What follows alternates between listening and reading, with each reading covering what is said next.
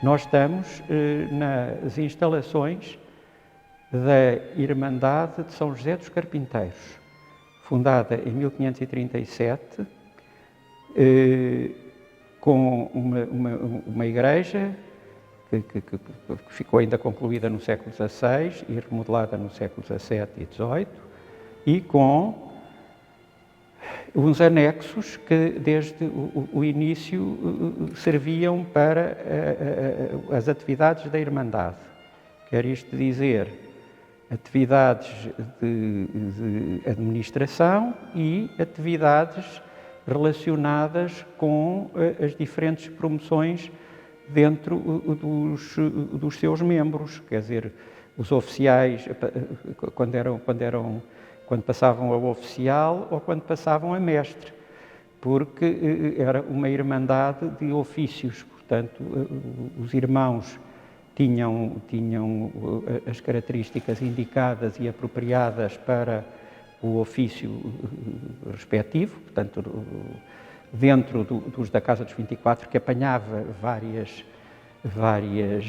situações, e depois tinham esse percurso. Portanto, a Irmandade funcionou normalmente até à altura do terremoto, altura em que, e agora vamos falar da Casa dos 24. A Casa dos 24, que é uma instituição que existe desde o século XIV, portanto, tempo de Dom João I, que reunia portanto, congregava todos os ofícios da cidade, ofícios esses que estavam organizados em bandeiras, e a bandeira era portanto, a denominação comum portanto, desse conjunto de mesteres. E havia 12 bandeiras e cada uma tinha 2 representantes.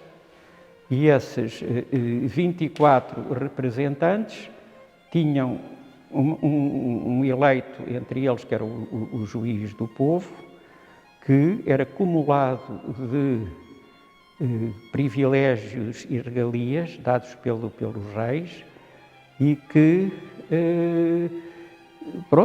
usavam, usufruíam e de que se valiam para, como se poderá dizer, para resolver os problemas dos diferentes ofícios que faziam parte da Casa dos 24. A mesa que aqui temos presente é a mesa da Casa dos 24. Porquê é que ela está aqui? Porque a Casa dos 24 funcionou em vários sítios, o último dos quais, enquanto Casa dos 24, foi no Hospital Real de Todos os Santos, que ficava no antigo Rossio, numa zona que agora é ocupada, é muito coincidente com a Praça da Figueira. O hospital caiu com o terremoto e, portanto, a Casa dos 24 perdeu as suas instalações, mas não perdeu tudo, porque o exemplo é a mesa que aqui está e o próprio arquivo que está no arquivo municipal, porque a Casa dos 24 estava muito e diretamente ligada à Câmara de Lisboa. Porquê é que ela veio para aqui? Por isso é que, quando me perguntava, e muito bem, porquê a Casa dos 24, veio para aqui porque, com o terremoto, porque não estávamos exatamente na zona em que houve mais destruições, só caiu a fachada da igreja. E estas instalações onde nós nos encontramos, que seriam sensivelmente aquelas que está a ver, tanto com o próprio pavimento é da época, é do século XVIII, depois poderei explicar porquê, mas penso que para aqui não coisa. Os alisares de pedra, os painéis de azulejo, com estas representações todas, as próprias sanefas que estão a ver por cima das portas e que são da melhor qualidade. Portanto, isto tudo estava aqui e a Casa dos 24 pediu guarida, como se pode dizer, e aqui ficou instalada até ser extinta por Dom Pedro IV em 1834.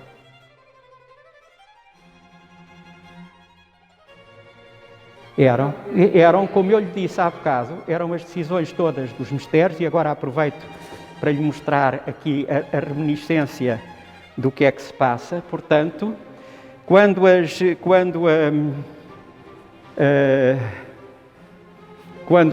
reuniões eram feitas, os irmãos, os membros da Casa dos 24 usavam esta capa, uma parecida, claro, esta não é a original, e o juiz empunhava esta vara. Vara esta que lhe tinha privilégios extraordinários. Um deles era entrar no paço, onde, como não sei se sabem, a corte portuguesa tinha um protocolo e tinha uma etiqueta muito, muito fechada, que era muito parecida com a dos Áustrias, que era considerada a mais fechada do mundo de então. Mas o juiz do povo, empunhando esta vara, podia entrar no paço e ser recebido pelo rei a qualquer hora do dia ou da noite. Portanto, reparem no valor que tem esta vara que estão a ver aqui na minha mão. Entretanto, aqui a mesa não era mais do que uma assembleia dos representantes dos mistérios. E tudo o que eles tinham, apresentavam, e era aqui discutido e resolvido. Portanto, está a ver, era no fundo daqui que hoje em dia temos coisas parecidas, mas não podemos reportar-nos há 300 ou há 400 ou há mesmo 250 anos, que foi quando ela foi extinta. Mas pronto, era no fundo a vida da cidade.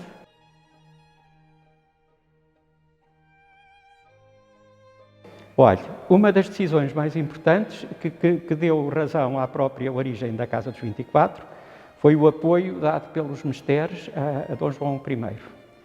E depois, e curiosamente, com o mesmo nome, foi a posição do juiz do povo, que provavelmente estava sentado aqui neste lugar, aqui atrás, quando a Casa dos 24 decidiu apoiar Dom João IV. Porque houve o 1640, mas havia que consolidar e havia que apoiar. Não foi só dizer estamos independentes, era preciso consolidar essa independência. E aí foi muito importante a posição da Casa dos 24. Portanto, essa para mim foi a razão de ser de nós hoje não termos problemas de separatismos e de não coisa nenhuma, porque nos separámos nessa altura e muito bem.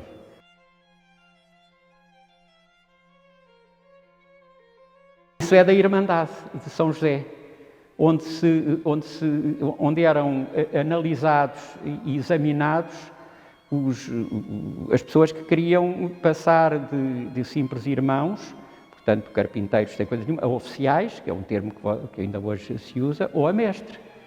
E o mestre era um autêntico.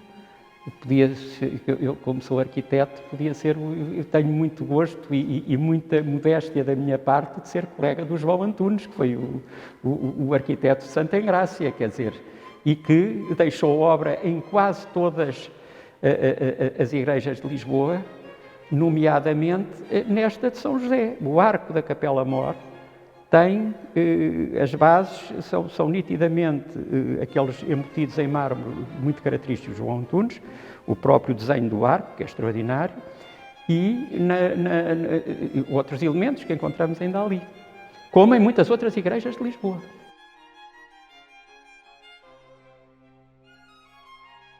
A igreja não estava diferente, nada estava diferente, era num estado de conservação miserável. E foi graças à intervenção ou à colaboração da Câmara Municipal de Lisboa, por intermédio do vereador dos Espaços Verdes, do Dr. Sá Fernandes, e, portanto, da variação, que foi aprovada uma verba para a recuperação deste edifício. Foi feito um protocolo com a Câmara, enfim, protocolo que foi aprovado, e todas as verbas tenho a grande satisfação de lhes dizer que foram aprovadas por unanimidade na Câmara. O que não me espanta, porque a nossa gente, e desculpem as nossas pessoas de eu chamar a nossa gente, mas digo gente com G grande, quando trata de coisas extraordinárias, é extraordinária, e entenderam a amplitude do que era o restauro desta instituição. Quando me fala da igreja que estava diferente, estava diferente porque estava decrépita, tinha apanhado chuvas, tinha apanhado infiltrações, estava num estado de conservação deplorável. Por outro lado, esta rua, durante muitos anos, e ainda agora, de certa maneira, é uma rua com muito movimento. Portanto, os escapes dos carros, a poluição ambiental, as velas também, não vamos só queixar-nos do ambiente, as velas também. E o tempo, e misturado com isto, davam para não se perceberem, por exemplo, as diferenças dos mármores da Capela Mor. Capela Mor, se hoje olharmos, tem mármores de todas as qualidades, de todas as cores, e estavam completamente escurecidos e desfeitos. Os tetos, um dia liga-me o senhor prior e diz, sabe, tem o sonho de São José no teto. Eu digo, senhor prior, vou já ver, porque o teto estava todo preto, quer dizer, foi limpo, foi limpeza e conservação, porque sabe que restauro é uma palavra que nós deixámos de usar no nosso léxico. Eu estive nos Monumentos Nacionais, no Ministério da Cultura também, e, de facto, com experiências menos boas, embora fossem feitas dentro do espírito da época, inventou-se e fez-se muita coisa. Nós, hoje em dia, chamamos mais conservação, ou limpeza e conservação. Aqui, o que acabámos por ter na igreja foi limpeza e conservação. Tivemos artistas fantásticos, com uma dedicação extraordinária, marceneiros, pintores, de cavalete e de pintura a fresco, estucadores, porque reparem todos os estuques. Há bocadinho lembra-se de mostrar lá embaixo as fissuras e os desníveis. Tudo feito porque a nossa obrigação é conservar o máximo e depois, dentro do máximo, recuperar dentro do espírito e critério mais correto. E, portanto, a Igreja ficou, e depois uma coisa extraordinária que se fez, e que também tivemos uma belíssima equipa a trabalhar connosco, além do meu colega Luís Joel de Andrade, enfim, que é uma pessoa com que eu tenho amizade e que estimo muito, que foi um belíssimo, quer dizer, que nos entendemos muitíssimo bem, porque eu representava, enquanto membro da Irmandade, representava o Patriarcado, e com mais duas pessoas, o Dr. Augusto Freire do Amaral e o João Alarcão, representávamos o Patriarcado aqui na recuperação, enfim, fizemos o que devíamos e coisa toda, mas com o Luís Joel de Andrade correu sempre muito bem, mas também tivemos aqui um belíssimo projeto e um belíssimo trabalho de iluminação.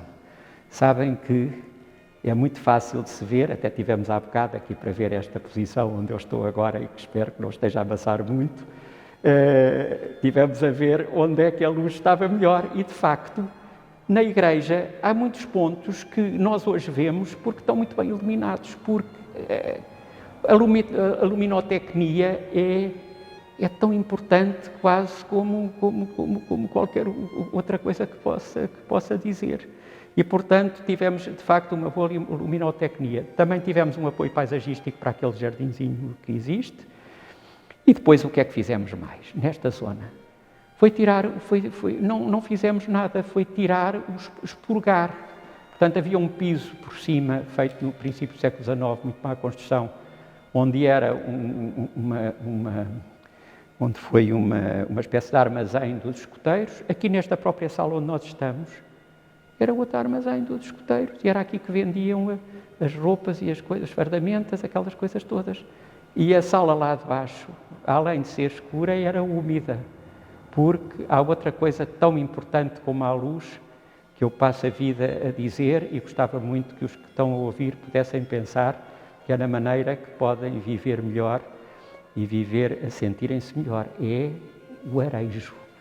porque esperemos que a poluição não nos venha estragar o ar que nós vamos meter para dentro de casa ou que fazemos circular, portanto, por isso é que todos gostamos que o ar esteja melhor, mas de facto, quando o ar entra por um lado e sai pelo outro, quando as janelas se abrem, quando temos luz, quando temos o apoio da luminotecnia, evidentemente, mas quando a circulação do ar existe, acho que até mesmo para estas doenças que tanto nos preocupam e que nos obrigam a andar assim mascarados, tudo poderá ser melhor.